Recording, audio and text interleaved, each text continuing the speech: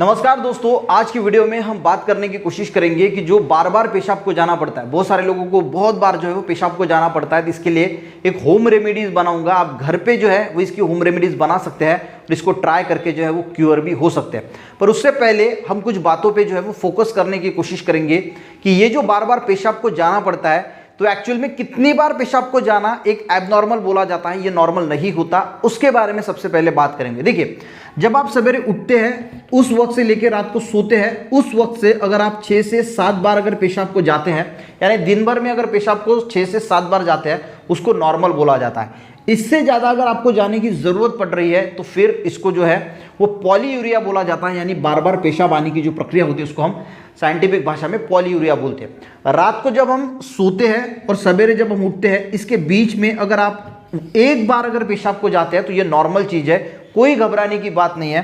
पर इससे ज़्यादा अगर आप बार बार अगर आपको 2-3 बार अगर रात को जो है सोने के बाद अगर पेशाब को जाना पड़ रहा है तो फिर आपको जो है कुछ ना कुछ दिक्कत है।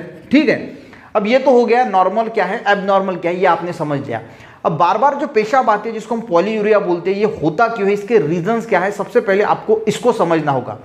तो पहला जो रीज़न है, तो बहुत सारे लोग जो है वो पानी का बहुत ज़्यादा इंटेक करते हैं, बहुत ज़्यादा पानी पीते हैं, उसकी वजह से भी जो है आपको जो है वो बार बार पेशाब को जाना पड़ सकता है, बार बार पेशाब आएगी।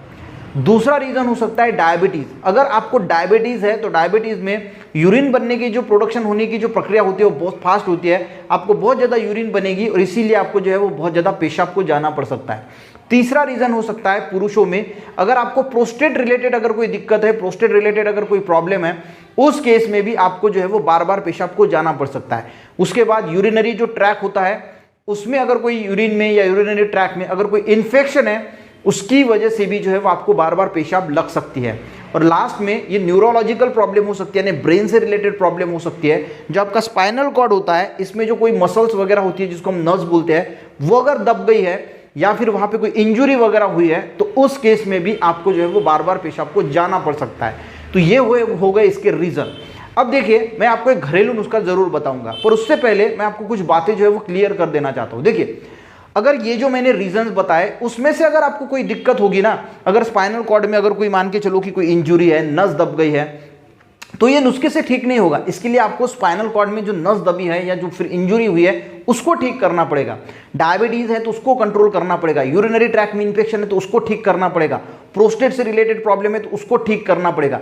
वो जब ठीक करोगे तो अपने आप ये बार बार पेशाब जाने की जो प्रक्रिया है ये कम हो जाएगी। ये सबसे पहले आपको समझना है। ये जो मैंने रीजंस बताए, और इसके लिए आपको डॉक्टर यूरोलॉजिस्ट के पास जाना होगा और वो जो है उसके कंसल्ट में दवाई देगा, आप ठीक हो जाओगे। हम क्या करते हैं, बहुत सारे वीडियोस देख लेते हैं, ये करना है वो करना है, पूरी इन्फॉर्मेशन नहीं लेते, बस घर पे करते बैठते हैं और हम हमारी तबीयत जो है, हमारी हेल्थ जो है वो और ख़राब जो है वो करके बैठते हैं। इसीलिए प्रॉपर गाइडेंस देना बहुत ज़रूरी है। तो सबसे पहले देखना है कि हमें जो बार बार पेशाब जाना पड़ रहा है वो क्यों जाना पड़ रहा है।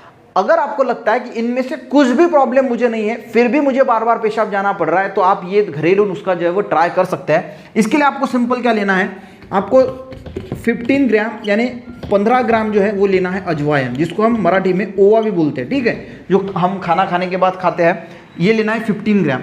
उसके बाद आपको लेना है 50 ग्राम गुड़। ठीक है, और उसके बाद आपको 100 ग्राम जो लेना है वो लेना है तिल, सफ़ेद वाले तिल भी ले तो बहुत बढ़िया है। ठीक है, तो ये आपको लेना है। ये जो प्रपोर्शन आपने लिया है इसके आपको 10 जो है वो लड्डू बनाना है। ठीक है, इसको पूरा ये ले लिया आपने, 15 ग्राम अजवाइन, 50 ग्राम गुड़ और 100 ग्राम तिल, इसको जो है वो लड्डू बना लीजिए। ठीक है, गुड़ जो है उसको लिक्विड बना के उसके जो आपको पता होगा किस प्रकार बनाने हैं, लेडीज़ को पता होते हैं, तो इसके जो है वो 10 लड्डू बना लीजिए और 10 दिन तक हर रोज़ एक लड्डू रात को सोते वक्त जो है वो खा लीजिए। ऐसा 10 दिन कीजिए।